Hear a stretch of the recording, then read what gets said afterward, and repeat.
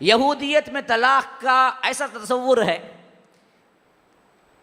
اگر مرد میں لاکھوں برائیاں رہیں، عورت لینے کی کوئی حقدار نہیں ہے۔ اگر عورت میں ایک برائی بھی رہے جس کو نبھا کے وہ اپنی زندگی گزار سکتا ہے، مثلا کوئی عورت ایسی ہے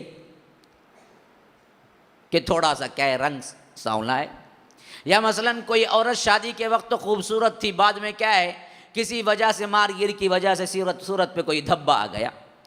اب یہودی شریعت کہتی ہے کہ اس کے بنا پر اگر وہ طلاق دیتا ہے تو بالکل جائز چیز ہے، بالکل جائز چیز ہے۔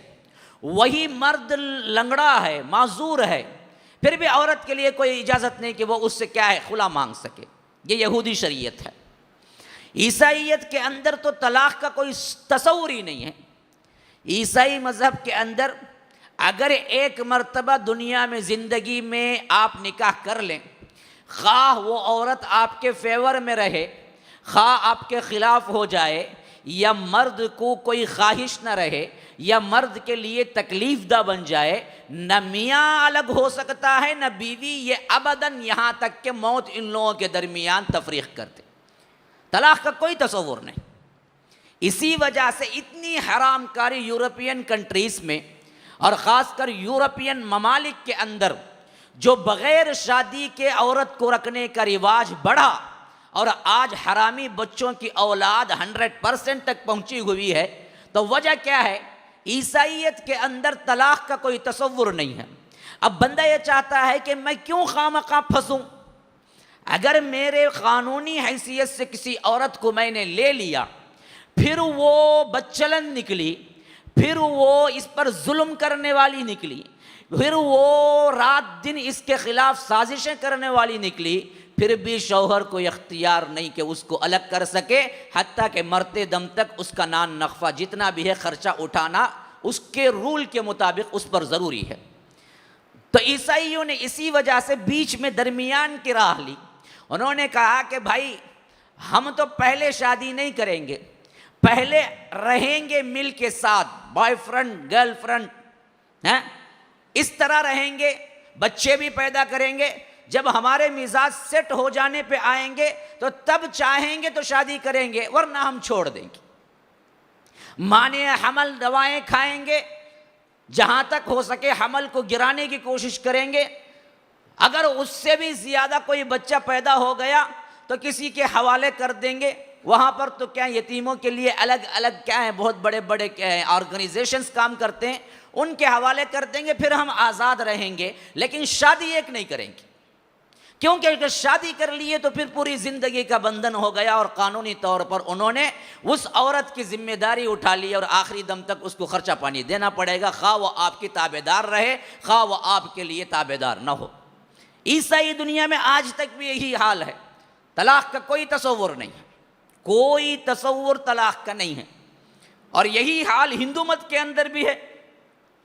ہندو مت میں پہلے نکاح ایسے طریقے 8 طرح کے نکاح ہیں گیتا وغیرہ کے حساب سے، وید ان کے جو ہیں ان کے اندر ان کے 8 طریقے ملتے ہیں، اور 8 طریقے ایسے وحشیانہ اور انسانیت سے گرے ہوئے ہیں کہ کوئی سوچ بھی نہیں سکتا۔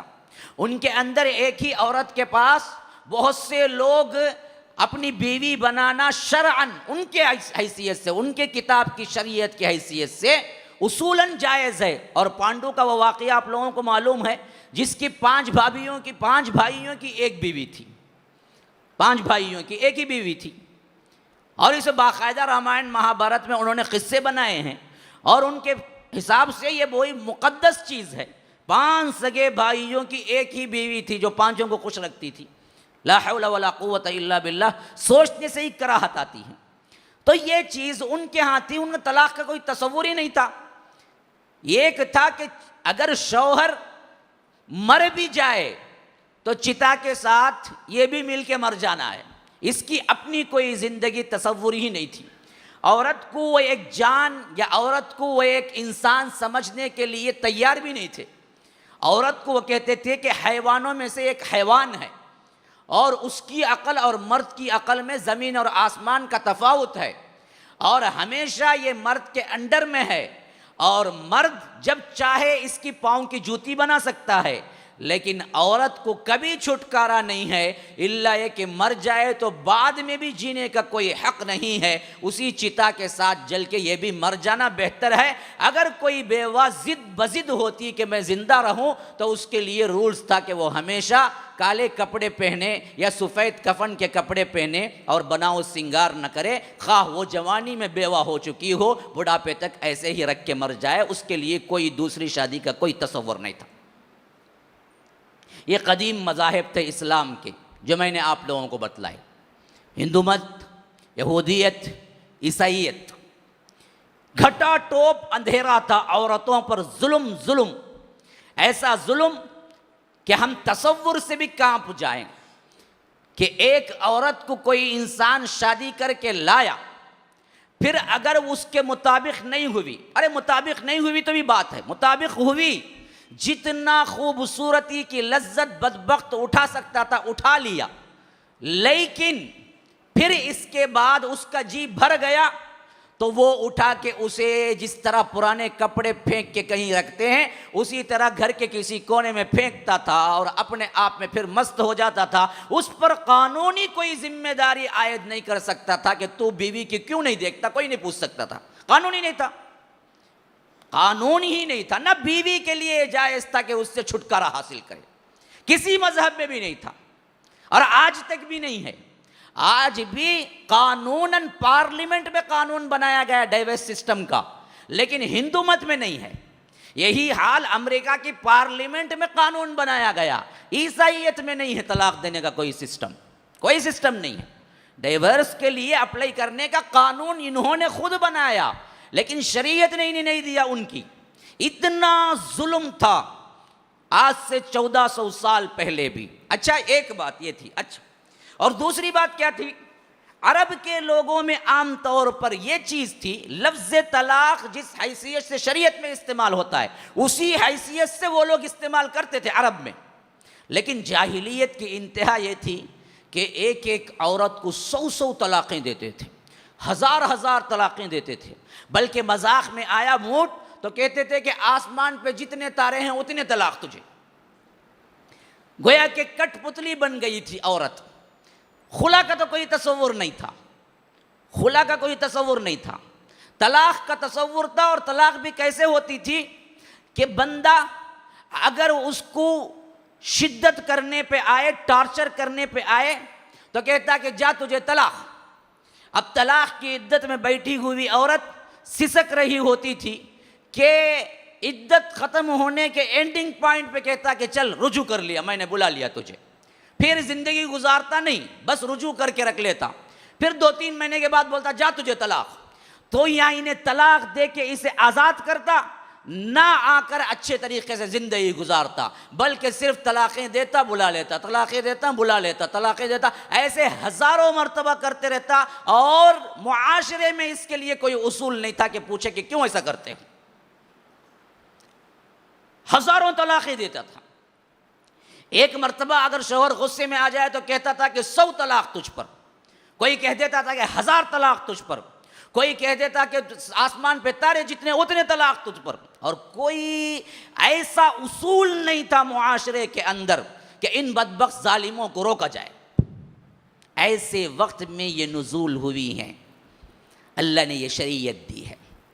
تو اب آئیے، بیک گراؤنڈ میں نے جو سمجھایا ہے اس حیثیت سے سمجھو کہ اللہ تبارک و تعالی نے طلاق کو رکھ کے کتنا بڑا احسان کیا ہے امت مسلمہ اور معاشرے پر۔ اسلام کا اصول یہ ہے اس معاملے میں، شادی کرو خوشی کے ساتھ زندگی گزارنے کے لیے۔ وَمِنْ آيَاتِهِ أَنْ خَلَقَ لَكُم مِّنْ أَنفُسِكُمْ أَزْوَاجًا لِتَسْكُنُوا إِلَيْهَا۔ اللہ کی نشانیوں میں سے ایک نشانی یہ بھی ہے کہ اللہ تبارک و تعالی نے تمہیں پیدا کیا اور تمہیں کے ذریعے سے تمہارا جوڑا تمہاری بیوی کو بنایا تاکہ تم ایک دوسرے سے سکون حاصل کرو، لِتَسْكُنُوا إِلَيْهَا، سکون کے ساتھ خوشی کے ساتھ رہو۔ شادی اس کا دوسرا نام سکون، سکون اس کا دوسرا نام شادی. کتنا بھی بڑا پیسے والا دولت مال مل جائے، اگر اس کی گھر والی نہیں ہے تو وہ سکون کی زندگی نہیں گزار سکتا. غریب بالکل کیا ہے، چار چٹنی پہ ہے، لیکن اس کی بیوی مل جائے اچھی طرح تو یاد رکھ لیجئے وہ سب سے بہترین گھرانہ، سب سے بڑا پیسے والا ہے. اللہ کے رسول صلی اللہ علیہ وسلم نے فرمایا الدنیا متاع، الدنیا متاع وخیر متاع الدنیا المرأة الصالحہ. پوری دنیا کی دولت برتنے کا سامان ہے، یوز کر کے پھینکنے کا ہے. کیا لے جاتے ہو تم کفن میں؟ نہ کفن میں جیب ہے، نہ الماری میں ہے، نہ قبر میں الماری ہے، تمہیں کیا لے جانا ہے؟ تو برت کے پھینکنا ہے، یوز اینڈ تھرو ہے دنیا، اس سے زیادہ کچھ نہیں کر سکتے. تو فرمایا کہ الدنیا متاع، پوری دنیا متاع ہے، برتنے کی چیز ہے. وخیر متاع الدنیا، پوری دنیا میں سب سے بہتر چیز المرأة الصالحہ، نیک بیوی تجھے مل جانا ہے.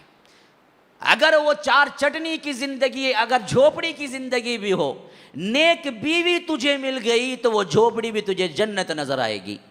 اگر تیرے محلات بھی ہوں اور تجھے نیک بیوی نہیں ملی تو وہ گھر تجھے جہنم نظر آئے گا. تو یہ دنیا کی سب سے بڑی متاع. تو اسلام کا اصول یہ ہے کہ تم شادی کرو سکون کے لیے، ایک دوسرے سے خوش رہو، امن میں رہو، اچھا سلوک کرو، اچھے طریقے سے، احسن طریقے سے زندگی گزارو. لیکن ولو بالفرض، ولو بالفرض زندگی کے اندر ناچاقی آ جائے، زندگی کے اندر اپنانا مشکل ہو جائے تو حتی الامکان ایک دوسرے کے ساتھ درگزر کرو. لیکن بالکل ہی ناممکن ہو جائے تو اللہ نے یہ دروازہ کھلا رکھا، عورت کے لیے بھی مرد کے لیے بھی. تم چاہو تو الگ ہو سکتے ہو.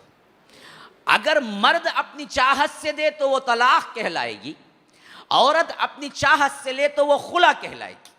دونوں کے ساتھ اللہ تبارک و تعالی نے برابر کا عدل کیا. یہ بات غلط ہے کہ اللہ نے مرد کو اختیار طلاق کا دے دیا، عورت کو نہیں. عورت کو طلاق کا اختیار تو نہیں دیا، لیکن خلا لینے کے لیے اللہ نے عورت کو اختیار دیا، اور اس وقت دیا جب بالکل ناممکن ہو جائے.